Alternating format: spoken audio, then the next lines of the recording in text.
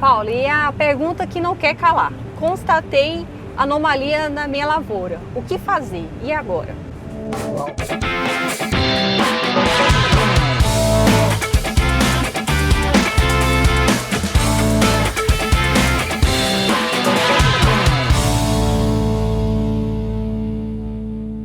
No último episódio da série Combatendo a Anomalia, uma iniciativa da Syngenta para atualizar os produtores sobre esse assunto, conversamos com o consultor Paulo Assunção, que esclareceu todas as dúvidas que foram enviadas para o Instagram da Syngenta.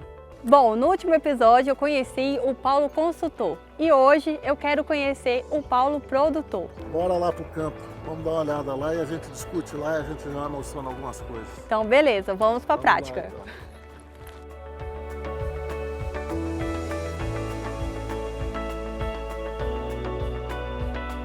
Paulo, e a pergunta que não quer calar. Constatei anomalia na minha lavoura. O que fazer? E agora?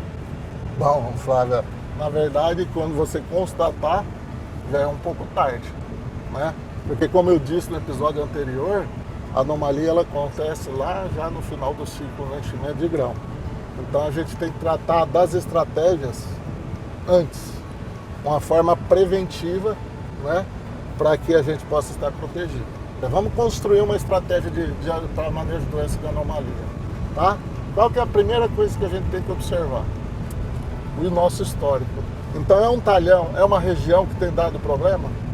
É um talhão que já aconteceu o problema? Bom, então assim, se você já tem um talhão com isso, então a gente tem que já tratar das medidas para que não aconteça novamente, para a gente minimizar isso. Depois, a gente vai escolher a cultivar. Ah, não, então essa cultivar aqui, ó, é muito produtiva, eu não posso deixar de plantar ela, né? Bom, então o que a gente vai fazer para mitigar esse risco? Vamos jogar ela mais na abertura de plantio, que é onde a gente tem intensidade menor de chuva, né? Causando uma propagação mais lenta. Bom, feito isso, escolhemos a cultivar, né? Escolhemos. Agora, o que a gente tem que fazer? A gente tem que fazer um bom tratamento de semente, né? Para a gente eliminar o problema que vem na semente. Fizemos o plantio, agora a gente vai para a primeira aplicação no vegetativo, que é exatamente essa fase que está esse soja aqui. Paulo, então nessa área aqui você fez a aplicação no vegetativo? Esse talhão aqui, como a gente pode ver, ele está ali passando aí dos seus 25 dias. A aplicação foi feita essa semana, no início da semana, né? Então, nos nossos trabalhos a gente tem visto a resposta dessa aplicação no vegetativo. Antes a gente fazia um pouquinho mais tarde, agora a gente puxou essa aplicação para fazer entre 20 e 25 dias, tá? Para estar protegendo já de anomalia. O que pode acontecer numa área como essa aqui, né?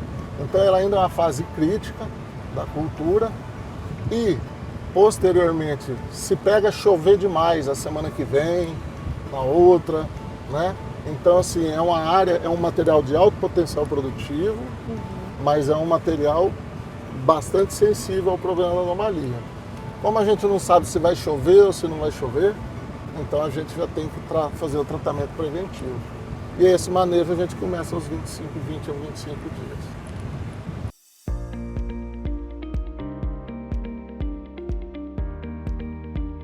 Então, Flávio, ó, essa área aqui ela está indo para 30 dias. A aplicação aqui foi feita no início da semana, tá? E essa é a fase então que a gente fala, né? Ali de V3 mais ou menos, que daria ali entre os seus 20 e 25 dias, aqui já está em V4, né? Então já foi feita a aplicação. Uma coisa importante de frisar, Flávia, é o seguinte: esse tempo seco acaba que os produtores começam a não querer fazer a aplicação. Porque não, está seco, acho que não precisa. Como eu falei antes, a gente precisa fazer, porque a gente vai construir uma proteção. A gente não sabe se a partir da semana que vem vai começar a chover, chover, chover. Então a gente não pode deixar de fazer. E qual estratégia a gente tem usado para isso? A gente sugere então que o produtor faça de madrugada, no horário fresco e tal, para a gente criar essa proteção inicial aí da planta. E é claro, não é qualquer produto. Vamos dizer aí que então, para anomalia e quebramento, a gente viu que o grupo da carboxamida é um dos mais importantes, né, que tem dado as melhores respostas. Dentro dos produtos aí para controle, o solatenol tem se destacado bacana mesmo, né? E a gente tem usado ele então nessa fase e na primeira aplicação do reprodutivo, o pré-fechamento que a gente fala. Ah, vai acontecer? Não sabemos. Então a gente tem que efetuar um manejo, porque se pegar chover, a condição for favorável e o material for bastante sensível, como esse aqui, você pode ter problema. Então, como você me perguntou quando a gente vinha vindo para o campo, né? Depois que você enxergar a anomalia na planta, que vai ser lá no reprodutivo, já é um tanto tarde.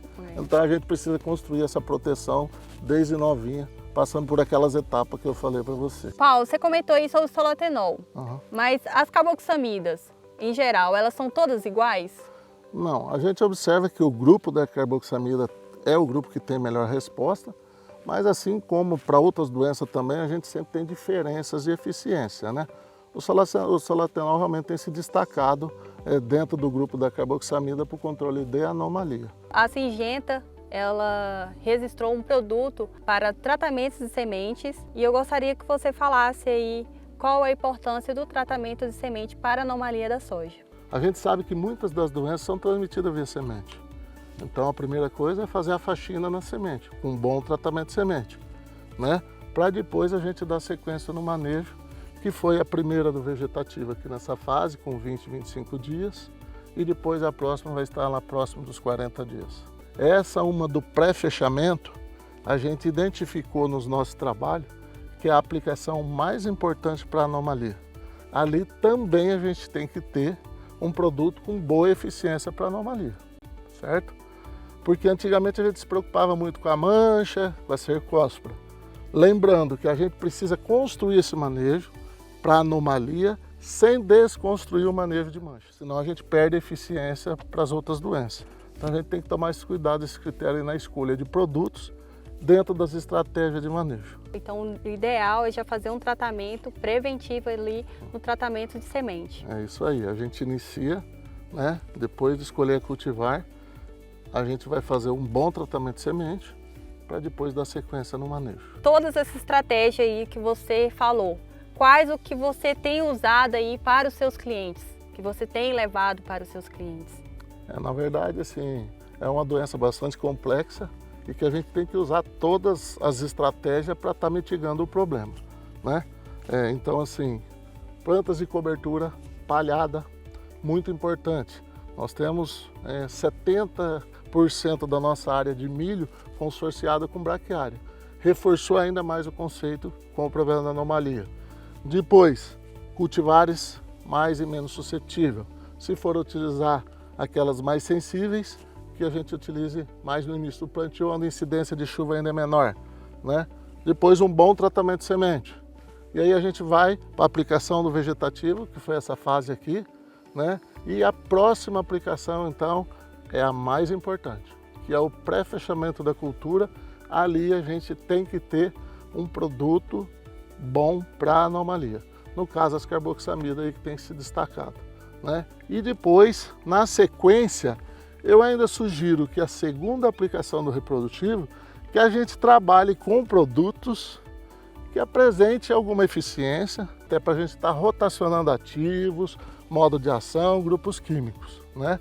Mas aí dali para frente a gente vai trabalhar com produtos aí focando em mancha-alvo, cercóspora e ferrugem lá no final. Eu acho que com isso aí a gente tem conseguido realmente passar por esse problema sem ter muito impacto na produtividade. E para finalizar, qual a mensagem que você deixa, não só aqui onde já é um problema já instalado aqui no Cerrado, mas para outras regiões que ainda não chegaram, mas deixar um alerta?